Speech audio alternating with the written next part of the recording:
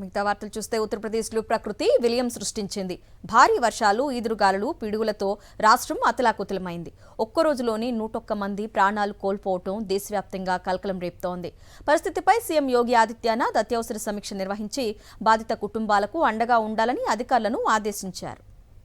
ఉత్తరప్రదేశ్ను భారీ వర్షాలు, ఈదురుగాలులు వణికిస్తున్నాయి.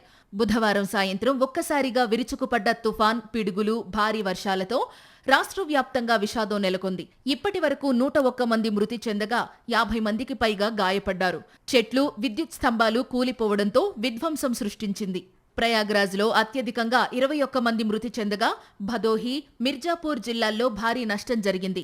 ఫతేపూర్, ఉన్నావ్, బదాయూంతో పాటు మరికొన్ని జిల్లాల్లో కూడా భారీ ప్రాణ నష్టం నమోదయ్యింది. తుఫాన్ తీవ్రతతో రహదారులపై భారీ చెట్లు కూలిపోగా వాహనాలపై చెట్లు పడడంతో రాకపోకలు పూర్తిగా నిలిచిపోయాయి.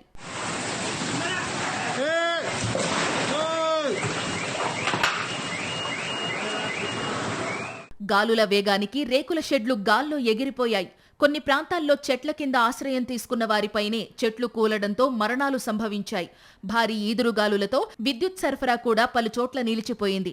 ప్రజలు రాత్రంతా భయాందోళనల్లో గడిపారు. పరిస్థితిపై సీఎం యోగి ఆదిత్యనాథ్ అత్యవసర సమీక్ష నిర్వహించి 24 గంటల్లో పరిహారం అందించాలని అధికారులకు ఆదేశాలు జారీ చేశారు.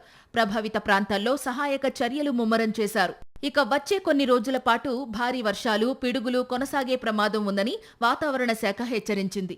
దీంతో రాష్ట్ర వ్యాప్తంగా హై అలర్ట్ కొనసాగుతోంది.